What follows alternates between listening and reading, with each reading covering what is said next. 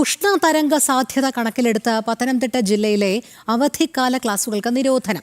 സ്കൂളുകളിലെയും tuition സെന്ററുകളിലെയും അവധിക്കാല ക്ലാസുകളാണ് നിരോധിച്ചത്. ഉത്തരവ് ലംഘിച്ചാൽ ശിക്ഷാ നടപടി ഉണ്ടാകുമെന്ന മുന്നറിയിപ്പുമുണ്ട്. ഗോകുൽ രമേശ് ചേരുന്നു. ഗോകുൽ, കഴിഞ്ഞ കുറേ നാളുകളായി സംസ്ഥാനത്ത് വലിയ രീതിയിലുള്ള ചൂടാണ്, ഉഷ്ണതരംഗ സാധ്യതയൊക്കെയുണ്ട്. പലയിടങ്ങളിലും അവധിക്കാല ക്ലാസുകളൊക്കെ എടുക്കുന്നതായുള്ള വിവരങ്ങളൊക്കെ ലഭിച്ചിട്ടുണ്ട്. പക്ഷേ അത്തരം ക്ലാസുകൾക്കെല്ലാം നിരോധനം ഏർപ്പെടുത്തിയിരിക്കുകയാണോ? പത്തനംതിട്ട ജില്ലയിൽ എല്ലാ അവധിക്കാല ക്ലാസുകൾക്കും നിരോധനം നൽകി എന്നുള്ള ഉത്തരവാണോ വരുന്നത്?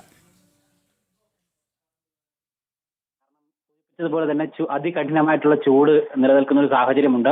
ഉഷ്ണതരംഗത്തിനുള്ള സാധ്യത കൂടി കണക്കിലാക്കപ്പെടുന്നുണ്ട്. അതുകൊണ്ട് തന്നെയാണ് അതിന്റെ സുരക്ഷാ കരുതലുകളുടെ ഭാഗമായിട്ടാണ് ജില്ലയിലെ മുഴുവൻ അവധിക്കാല ക്ലാസുകൾക്കും നിരോധന ഉത്തരവ് ഇപ്പോൾ പുറപ്പെടുവിച്ചിരിക്കുന്നത്. എല്ലാ സ്കൂളുകളിലെയും ട്യൂഷൻ സെന്ററുകളിലെയും വേനൽക്കാല അവധി ക്ലാസുകൾക്കാണ് നിരോധനം ഏർപ്പെടുത്തിയിരിക്കുന്നത്. പത്തനംതിട്ട ജില്ലാ കളക്ടറാണ് ഇത് സംബന്ധിച്ചിട്ടുള്ള ഉത്തരവ് ഇപ്പോൾ പുറപ്പെടുവിച്ചിരിക്കുന്നത്. കുട്ടികളുടെ സുരക്ഷ കൂടി കണക്കിലെടുത്തുകൊണ്ടാണ്, പ്രത്യേകിച്ച് ഉഷ്ണതരംഗ സാധ്യത മുന്നിൽ കണ്ടുകൊണ്ട് ഈ വലിയ അപകടം അത് ഇങ്ങനെ ഈ സമയത്ത് പുറത്തിറങ്ങുന്നതുകൊണ്ട് വലിയ അപകടം ഉണ്ടാകാനുള്ള സാധ്യതയുണ്ട്. ഒപ്പം സൂര്യാഘാതം അടക്കമുള്ള വലിയ ഗുരുതരമായിട്ടുള്ള പ്രശ്നങ്ങൾ ഇപ്പോൾ തന്നെ പലയിടങ്ങളിൽ നിന്നും റിപ്പോർട്ട് വരുന്ന ഒരു സാഹചര്യം കൂടിയിട്ടുണ്ട്. എന്തായാലും അതിന്റെയൊക്കെ ഭാഗമായിട്ട് തന്നെ സുരക്ഷാ മുൻകരുതലിന്റെ ഭാഗമായിട്ടാണ് ഈ അവധിക്കാല ക്ലാസുകൾക്കെല്ലാം തന്നെ നിരോധനം ഏർപ്പെടുത്തിയിരിക്കുന്നത്. ഈ നിരോധനം ലംഘിച്ചുകൊണ്ട് ഏതെങ്കിലും രീതിയിലുള്ള ക്ലാസുകൾ ഇത്തരത്തിൽ നടക്കുന്നത് ശ്രദ്ധയിൽപ്പെടുകയാണെങ്കിൽ കർശന നിയമ നടപടി അവർക്കെതിരെ സ്വീകരിക്കുമെന്നും പത്തനംതിട്ട ജില്ലാ കളക്ടറേറ്റിൽ നിന്നും ഔദ്യോഗികമായിട്ട് അറിയിപ്പ് ലഭിക്കുകയും ചെയ്തിട്ടുണ്ട്. എന്തായാലും ഈ ഉഷ്ണതരംഗ സാധ്യത മുന്നിൽ കണ്ടുകൊണ്ടാണ് പത്തനംതിട്ട ജില്ലയിൽ ഈ രീതിയിലൊരു